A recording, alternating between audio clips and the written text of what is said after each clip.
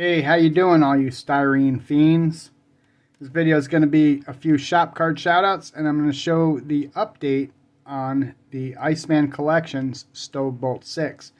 I pretty much got it done and together, and I'm going to show you the progress on that. So without further ado, let's get to these shop card shoutouts, shall we? First one we got comes from Chris over at CB Model Works. Chris and I did a shop card swap. Pretty cool looking card. Got some nice builds on there, Chris.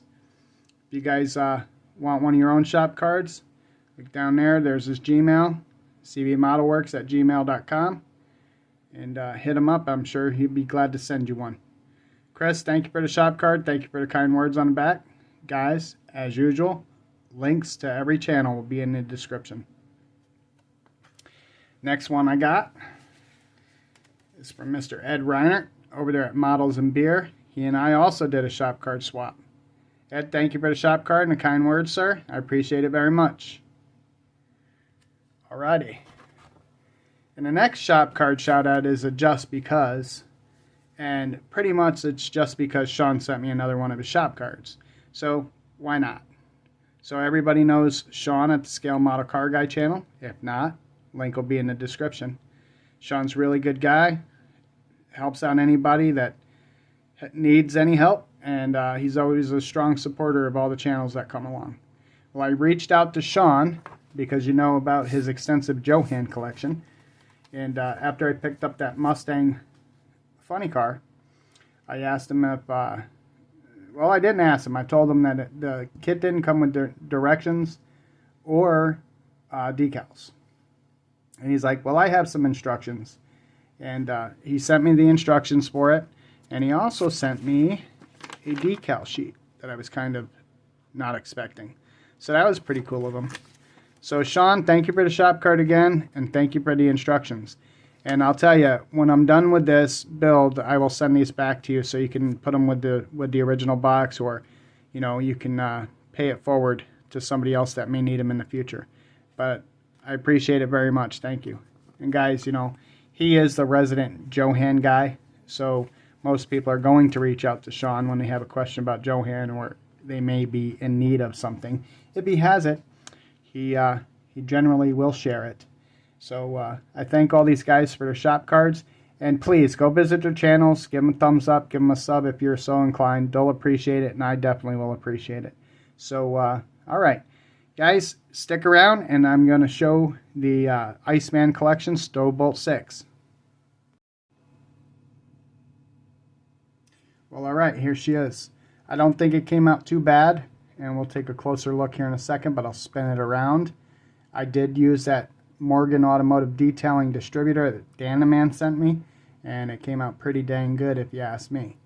Now, as we know, some of the Iceman Collections engines do not have transmissions, so that transmission was cut off the box stock engine and transmission. That's molded in one piece, so let's take a look. Alright. The valve cover, air cleaner, front cover, let me turn the light on here, that'll help. The front cover, water pump, and pulleys, they were all done with the Alclad aluminum. Take a look at that. And then we used some Vallejo oily steel to do the water neck here. And we did the intake and exhaust the same, but then we used some testers, flat rust, and we went over. Because, you know, those old things tend to rust. Cast iron and stuff. And we used a testers, is it antique brass, I believe? Or flat brass? I can't remember. Let me take a look. Flat brass for the carburetors. I thought it was more appropriate.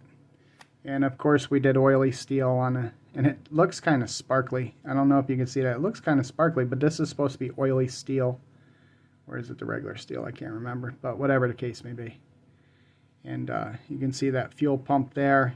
Now, the fuel pumps on the Stovebolt 6, they have a clear bowl on the top. Well, it's kind of hard to duplicate, so we just went ahead and we painted it the brass color.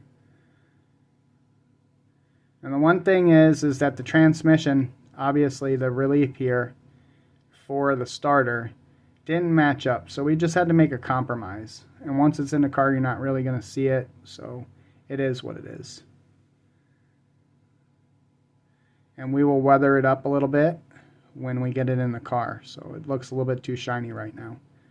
And we'll use some panel liner and stuff like that, and we'll get it done.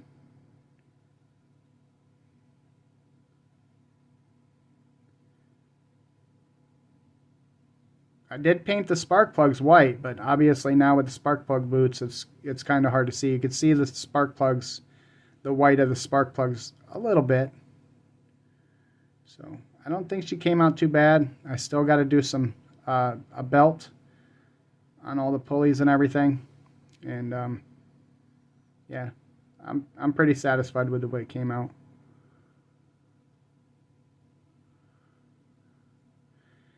This blue color here is a Satin Island something. It's a Krylon color right out of the can. You know, the rest is Vallejo colors, airbrushed.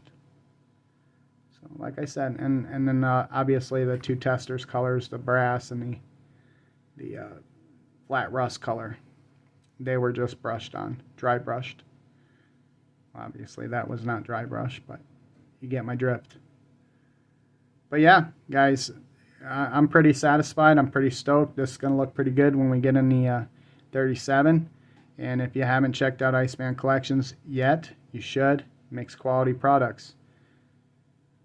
Alright, guys, that's pretty much all I have on this update on the Stovebolt 6. Next, I guess the next video, this is probably going to be in the chassis because I think we're going to move to paint. I've decided against getting the louvers and doing any more body work, and I think we are just going to go ahead and start getting the paint done on the chassis and on the body, and getting the scale build of Gentleman group build finished. All right, guys, thanks for watching. Happy modeling.